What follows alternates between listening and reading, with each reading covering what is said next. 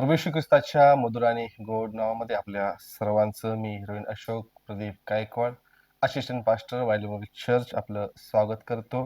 Social मीडियाच्या माध्यमातून देवाचं वचन आपल्यापर्यंत मी घेऊन येत आहे आणि विशेष प्रकारे हा नाताळचे दिवस आहेत. आपण ख्रिसमसकडं ख्रिस्त जन्मोत्सवाकडे आपण वाटचाल करत असताना लूक याचा 19वा अध्याय 1 आणि 10 वचन आणि लूक याचा 2रा अध्याय 8 आणि 20 वचन या वचनाद्वारे आणि लुकाचा 15वा अध्याय ह्या काही अध्यायामधून आज आपण येशू ख्रिस्ताचा या जगामध्ये येण्याचा उद्देश काय होता हे आपण पाहण्याचा प्रयत्न करणार आहोत. म्हणून आजचा जो आपला विषय आहे येशू ख्रिस्ताचा जगात येण्याचा उद्देश. आणि त्या ठिकाणी 3 गोष्टी आज आपण ह्या माध्यमातून पाहण्याचा प्रयत्न करूया. पहिली गोष्ट आहे सीक. सीक म्हणजे शोधणे. दुसरी गोष्ट आहे सेव म्हणजे त्या ठिकाणी तारण आहे, तारणारा ख्रिस्त आहे. आणि त्या ठिकाणी शेवटची जी गोष्ट आहे ती म्हणजे सर्व. सीक, सेव आणि सव म्हणजे सेवा. देवाच्या वचनाकडे जाण्या अगोदर आपण प्रार्थना करूया. स्वर्गीय देवा, आम्ही तुझ्या मनापासून आभार मानतो, तुझे उपकार स्तुती करतो. सोशल मीडियाच्या माध्यमातून तुझं वचन आज तुझ्या लोकांपर्यंत पोहोचवत असताना दया कर, कृपा कर, तुझ्या पवित्र आत्म्याचं सहाय्य आणि मार्गदर्शन तू आम्हाला देऊ कर. आणि तू जगात येण्याचा उद्देश तू आज आम्हाला तुझ्या वचनाकरी प्रकट करावं अशी मी प्रार्थना आणि विनंती करतो. येशूच्या गोड नावात प्रार्थना केली म्हणून तो आहे. आमेन. येशू ख्रिस्ताचा जगात येण्याचा उद्देश सीक, सेव आणि सव. जगात मंडळीचा उद्देश स्पष्ट आहे. नाताळच्या दिवसामध्ये आमचा उद्देश काय असला पाहिजे हे प्रत्येक ख्रिस्ती मंडळीनं, प्रत्येक ख्रिस्ती व्यक्तीनं जाणून घेणं, वचनाच्या आधारे जाणून घेणं हे अतिशय महत्वाचं आहे. कोणी जर आम्हाला सांगते म्हणून आम्ही करणं त्यापेक्षा वचन, देवाचं वचन आम्हाला त्या दिवसामध्ये काय सांगत होतं आणि आज वेगवेगळ्या वचनाच्या माध्यमातून देवाचा उद्देश, ख्रिस्ताचा उद्देश ह्या जगामध्ये येण्याचा काय होता ते आज आपण पाहत असताना त्याच अनुषंगानं आपण ख्रिसमसकडे जाऊया. त्याच गोष्टीने आपण ख्रिस्त जन्मोत्सवाकडे जाऊया. त्याद्वारे खऱ्या अर्थानं आपण ख्रिस्त जन्मोत्सव योग्य प्रकारे साजरा करू शकू. आणि म्हणून जी पहिली जी गोष्ट आहे येशू ख्रिस्ताचा जगात येण्याचा उद्देश, त्यातील जी पहिली गोष्ट आहे ती आपण म्हटलेलं आहे की सीक. येस 3 आहेत आणि त्यापैकी जे पहिलं येस आहे तर आपण सीक म्हटलेलं आहे, सीकिंग म्हटलेलं आहे. आणि त्याचं मराठीमध्ये पाहायला गेलं तर ते शोधणे किंवा त्या ठिकाणी एक प्रकारे आम्ही प्रयत्न करतो. एखाद्या ज्यावेळेस आमची वस्तू हरवते, एखादा व्यक्ती हरवतो, त्या ठिकाणी आम्ही त्याला शोधण्याचा काय करतो, प्रयत्न करतो. आणि म्हणून येशू ख्रिस्ताचा जगात येण्याचा उद्देश हाच होता की जे हरवलेले आहेत त्यांना शोधावं, जे हरवलेले आहेत त्यांना शोधावं. आणि म्हणून लुकाच्या पुस्तकामध्ये 15वा अध्यायामध्ये आम्हाला त्या ठिकाणी हरवलेलं मेंढरू दिसतं, त्या ठिकाणी आम्हाला हरवलेलं नाणं दिसतं. आणि त्या ठिकाणी शेवटची जी गोष्ट आहे ती म्हणजे उदऱ्या पुत्र जो हरवला होता. आणि ज्यावेळेस त्याचा बाप शेवटी तो परत येतो, तो म्हणतो हा माझा पुत्र मेला होता, तो मला पुन्हा जीवन झालेला आहे, जो हरवला होता तो सापडलेला आहे. देवाचे लोक हरवलेले होते, देवापासून ते दूर गेले होते. आम्ही येशूपासून दूर गेलो होतो, देवाच्या सहभागितेपासून आम्ही दूर गेलो होतो. आणि म्हणून त्या आम्हाला आणि तुम्हाला शोधण्यासाठी प्रभू येशू ख्रिस्त ह्या जगामध्ये आला. आणि म्हणून येशू ख्रिस्ताचा जगात येण्याचा उद्देश पहिली गोष्ट सिकिंग, शोधणे. आणि आज देखील तो शोधावयास तुम्हाला आणि मला त्या ठिकाणी प्रयत्न करत आहे. देव आमचा मेंढपाळ आहे. स्वतः जर आम्ही 100 वाचलं तर त्या ठिकाणी देव म्हणतो की आम्ही त्याची प्रजा त्याच्या कुरणातील कळप आहोत. तो आमचा मेंढपाळ आहे. स्तोत्र 23 दावीद देखील त्या ठिकाणी तेच म्हणतो, परमेश्वर माझा मेंढपाळ आहे आणि आम्ही त्याची लेकरं आहोत, मेंढर आहोत. आणि म्हणून तो म्हणतो योहानाच्या 10व्या अध्यायामध्ये मीच उत्तम मेंढपाळ आहे. उत्तम मेंढपाळ आपल्या मेंढरांकरिता आपला प्राण देतो. जी हरवलेली मेंढरं होती, देवाचे लोक होते, जग होतं, त्या सर्वांना शोधण्यासाठी प्रभू येशू ख्रिस्त ह्या जगामध्ये आला. आणि त्या ठिकाणी आपण जक्कईच्या उदाहरणाकडे जाऊया. लूक याचा 19वा अध्याय 1 आणि 10 वचन आम्ही जर वाचलं, आम्ही अनेक वेळा ते वाचतो, त्याच्यावरती आम्ही विचार करतो.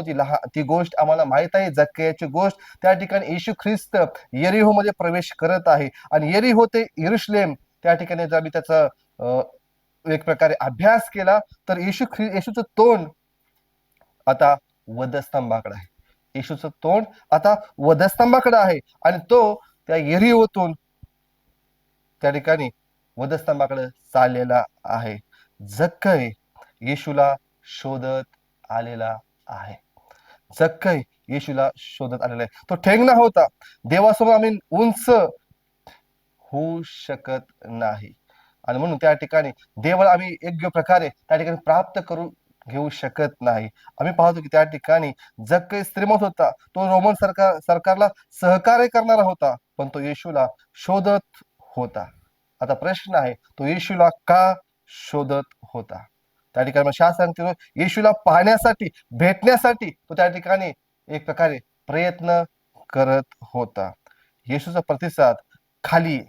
येशूचा प्रतिसाद काय आहे त्या ठिकाणी? तर जक्कया खाली आहे. यशायाचा 43 अध्याय 1 आणि 3 वचनामध्ये त्या ठिकाणी देवाला आमचं नाव, आम्ही कोण आहे हे माहित आहे. तुमचं आणि माझं नाव, आमचं सर्वस्व परमेश्वराला माहित आहे. त्याच्या मेंढरांना शोधणारा आमचा जिवंत परमेश्वर आहे. म्हणून येशू म्हणतो, मी पापी जनास तारावयास या जगामध्ये आलेलो आहे. कोण हे पापी आहेत? जी हरवलेली आहे. कोण हे पापी आहेत? त्यांना खऱ्या ख्रिस्ताची, देवाची ओळख नाही. अशा लोकांसाठी येशू ख्रिस्त ह्या जगामध्ये आलेला होता आणि अजून देखील अशा लोकांचीच त्याला गरज आहे. कारण तो म्हणतो, मी पापी जनास ताराव्यास या जगामध्ये आलेलो आहे. तो म्हणतो, अहो कष्टी व भाराक्रांत तुम्ही सर्व मजकडे या, म्हणजे मी तुम्हाला विसावा देईन. कोणता विसावा? तारणाचा विसावा. कोणता विसावा? सार्वकालिक जीवनाचा विसावा. आणि त्यासाठी आम्हाला देखील आज त्याला शोधण्याची गरज आहे. आज तो घवानीत नाही, आज तो वधस्तंभावर नाही, पण आज तो त्या ठिकाणी स्वर्गामध्ये आहे. आणि आज देखील त्याची इच्छा हीच आहे की आम्ही त्याला शोधण्याची गरज आहे. म्हणून येशू ख्रिस्त जगात येण्याचा उद्देश काय आहे? पहिला मुद्दा त्या ठिकाणी सिकिंग, शोधणं. तो तुम्हाला आणि मला शोधावयास ह्या जगामध्ये आला आणि आज त्याची इच्छा हीच आहे की पीक फार आहे, कामकरी थोडे आहेत. पीक फार आहे, कामकरी थोडे आहेत. आणि म्हणून त्यासाठी आम्ही प्रार्थना करण्याची गरज आहे. दुसऱ्या गोष्टीकडे आपण जाऊया आणि दुसरी गोष्ट त्या ठिकाणी जक्कईच्या जीवनातून आम्हाला पाहावयास मिळते की येशू जक्कईला आता त्या ठिकाणी बोलवत आहे. आता त्या ठिकाणी येशू ख्रिस्त त्याला का बोलवत आहे याचा आम्ही त्याच्याविषयी आम्ही पाहिलं, चिंतन केलं, मनन केलं, अभ्यास केला. आम्हाला त्या ठिकाणी पाहावयास मिळतं. दुसरी गोष्ट, पहिली गोष्ट आपण पाहिलेली सिकिंग. दुसरी गोष्ट आहे ती म्हणजे की सेव्ह. येशू ख्रिस्त जगात येण्याचा उद्देश म्हणजे तुम्हाला आणि मला तारण करणं, तुमचं आणि माझं तारण करणं, तुम्हाला आणि मला सार्वकालिक जीवनामध्ये घेऊन जाणं, ह्यासाठी तो ह्या जगामध्ये आला. येशू जक्कयाला बोलावत आहे. जक्कया खाली आहे. कोणत्या गोष्टीतून खाली आहे? गर्व, स्वार्थ, फसवणूक, लुबाडणूक, पापातील सर्व गोष्टीपासून हे जक्कया तू काय कर? खाली आहे. माझ्या सोबत आहे, माझ्या जवळ आहे. ज्याद्वारे ते तारण, ज्यासाठी मी या जगामध्ये आलो, ते तारण मी तुला देऊ शकेल. मी पापी जनास तारावयास या जगामध्ये आलेलो आहे आणि तुझी लुबाडणूक मिळवलेल्या जे संपूर्ण गोष्टी आहेत त्यापासून तुला तारणारा एकच मी जिवंत देव आहे. हे जक्कया तू खाली इकडे माझ्याकडे तारणाऱ्याकडे. येशू पेत्राला म्हणाला, माझ्या मागे मी तुला माणसे धरणारे करेन. माणसे धरणारे म्हणजे काय? जो ख्रिस्त तुला कळालेला आहे, तो ख्रिस्त इतरांना कळावा ह्यासाठी मी तुला माझ्या पाठीमागे बोलवत आहे. जक्कयाने येशूला आपल्या घरी नेले. ही गोष्ट आम्हाला माहित आहे. पण लोक त्या ठिकाणी वचन 7 19 अध्याय आणि वचन 7 जर तुम्ही वाचलं त्या ठिकाणी लोक येशूला त्या ठिकाणी नावे ठेवत आहे. हा पापी लोकांसोबत बसतो, उठतो, खातो, पितो, हा त्यांच्यासोबत जातो. पण आता जक्कयाला त्याची कुठली त्या ठिकाणी एक प्रकारे त्याला वाईट वाटत नाही. कारण की त्याला आता ख्रिस्त भेटलेला आहे. तो आता ख्रिस्तासोबत आहे. जरी लोक त्याला नावं ठेवत आहेत, तरी देखील तो आता येशू सोबत गेलेला आहे. कारण त्याला समजलेला आहे की या पापातून तारणारा, या पापातून काढणारा एकच आहे आणि तो म्हणजे प्रभू येशू ख्रिस्त. देवाची इच्छा आम्ही त्याला शोधून त्याची भेट घ्यावी. देवाची इच्छा काय आहे की आम्ही त्याला शोधून त्याची भेट घ्यावी, तारणाऱ्याचा अनुभव घ्यावा. जसा की त्या ठिकाणी आम्ही पाहतो की देवदूत आले, मेंढपाळांना भेटले आणि म्हणे, पहा आज तुमच्यासाठी दाविदाच्या गावात तारणारा जन्मला आहे, तो ख्रिस्त प्रभू आहे. लागलीच ते आपला कळप त्या ठिकाणी ठेवून त्याला पाहावयास बेथलेहेम ठिकाणी गेले. त्या ठिकाणी त्यांनी पाहिलं, त्या बाळाला पाहिलं, ख्रिस्ताला पाहिलं आणि त्याचा अनुभव घेऊन त्याची सुवार्थ सांगत ते त्या ठिकाणी यरुशलेम मध्ये गेलेले आहेत. आज हा शब्द 5 वेळा लूक ह्या पुस्तकामध्ये आलेला आहे. आज हा शब्द 5 वेळा लूक आपल्या पुस्तकातून त्या ठिकाणी मांडत आहे. लुकाचं शुभवर्तमान याचा 2 अध्याय 1 आणि 11 वचन. आज आज आपण 2025 मध्ये आहोत, तरी पण आज देखील आपण म्हणतो की आज येशूचा जन्म झालेला आहे. त्या येशू जन्म कशासाठी झाला? तर येशूचा जन्म तुमच्या आणि माझ्या पापांसाठी झाला, तुम्हाला आणि मला ते तारण मिळण्यासाठी झाला. आणि म्हणून त्याचा उद्देश आपण समजून घेणार नाही तर आपण त्या ठिकाणी कुठेतरी कमी आहोत असं आपल्याला त्या ठिकाणी कळण्याची गरज आहे. लूक 23 आणि 42 ते 44 या वचनामध्ये त्या ठिकाणी जो चोर येशूच्या बाजूला आहे, ज्याला आपल्या पापाची जाणीव झालेली आहे, तो म्हणतो, हे प्रभू, तू ज्यावेळेस वैभवाने परत येशील, माझी काय कर, आठवण कर. आणि त्या क्षणालाच प्रभू येशू ख्रिस्त म्हणतो, आज तू माझ्या बरोबर सुखलोकात असशील. आज हा शब्द खूप महत्वाचा आहे प्रियानो. आज तू माझ्या बरोबर सुखलोकात असशील. त्या क्षणाला, त्यावेळी, त्या आजच्या त्या दिवशी त्या चोराला तारण प्राप्त झालं आणि तो चोर ख्रिस्ताबरोबर सुखलोकात गेला असं आम्हाला पाहावयास मिळतं.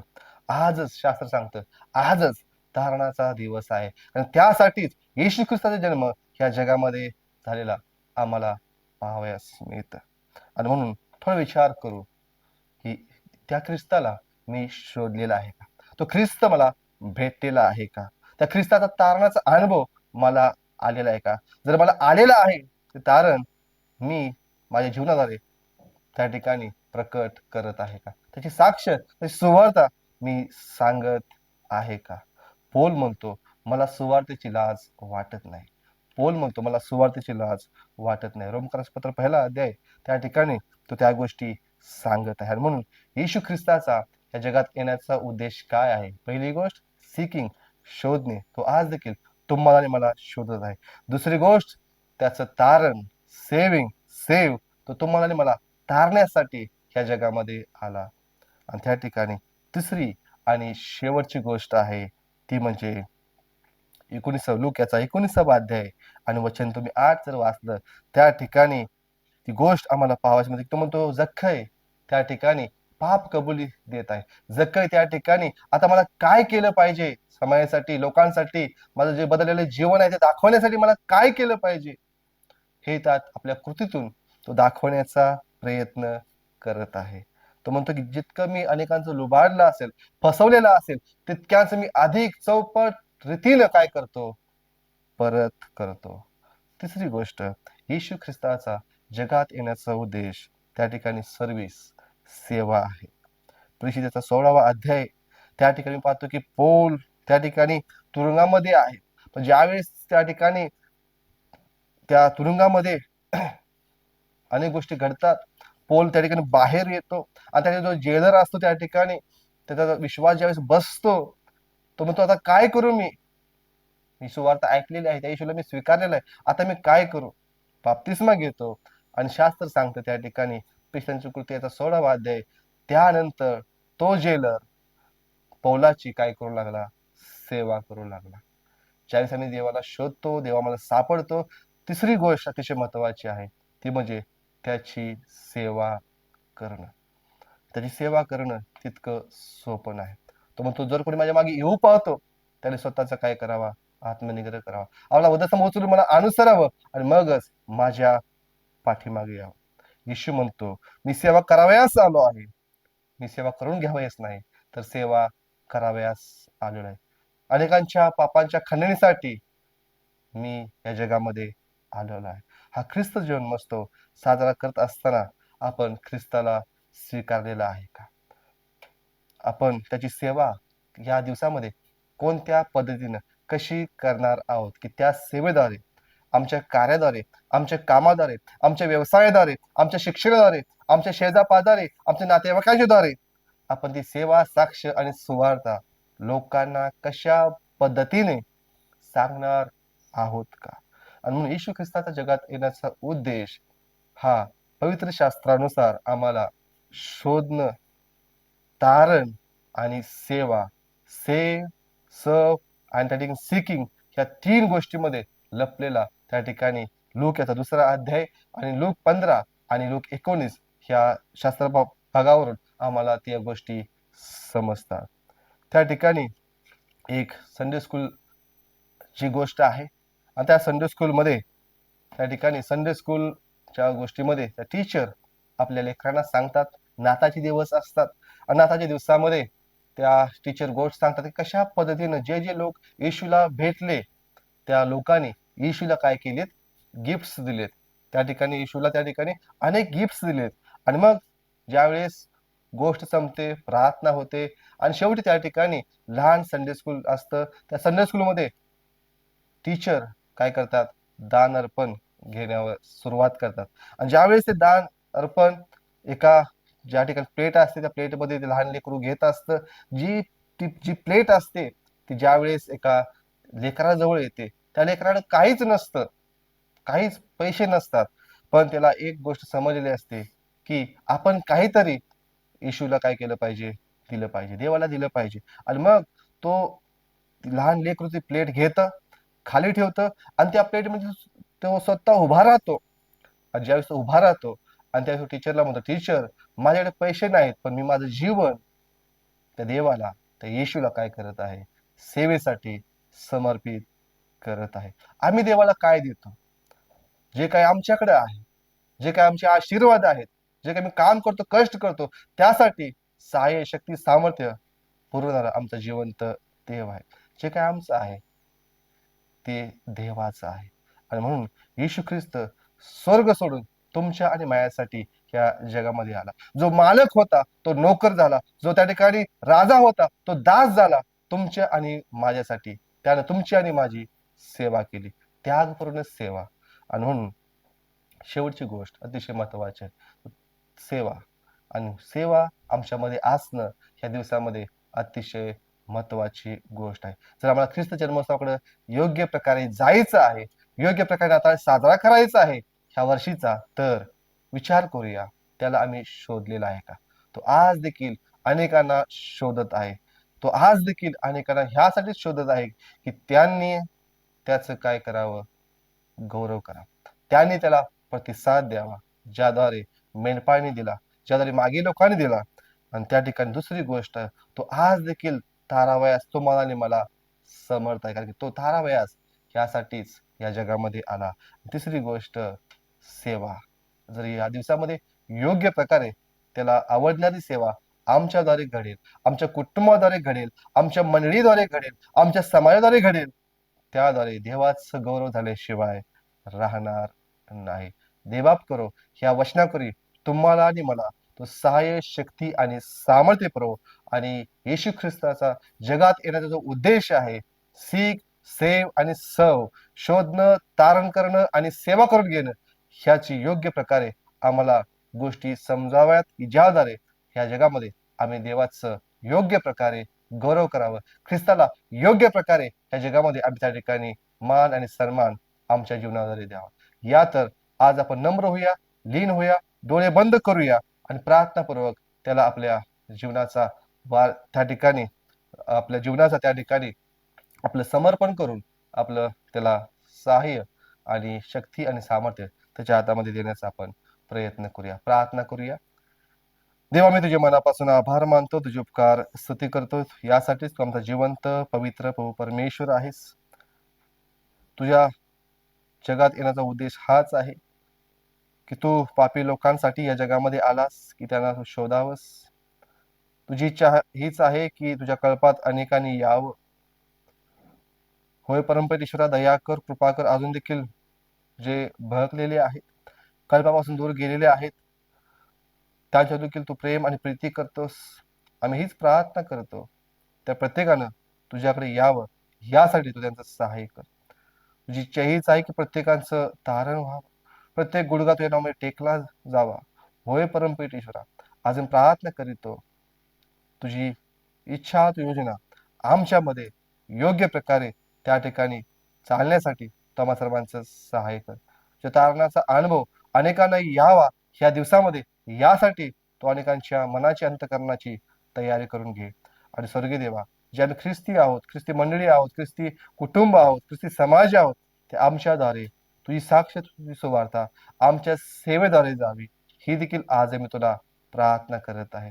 आज जे प्रियजन ऑनलाईन ह्याद्वारे अनेक ठिकाणी तुझं वचन ऐकत आहेत, त्यांच्याशी तू बोल. तुझ्या पवित्र आत्म्याचे सहाय्य आणि मार्गदर्शन त्यांना कर, की ज्याद्वारे हा नाता त्यांच्यासाठी, त्यांच्या कुटुंबासाठी, मंडळीसाठी, अनेकांसाठी योग्य प्रकारे तुझा उद्देश समजावून घेण्यासाठी चांगल्या प्रकारे त्यांना आशीर्वादित व्हावा, हीच आज मी तुला प्रार्थना आणि विनंती करतो. तारणारा प्रभू ख्रिस्त याच्या पवित्र आणि गोड नावात ही प्रार्थना केली म्हणून तो आहे. आमेन. देव बाप तुम्हाला आशीर्वाद देव.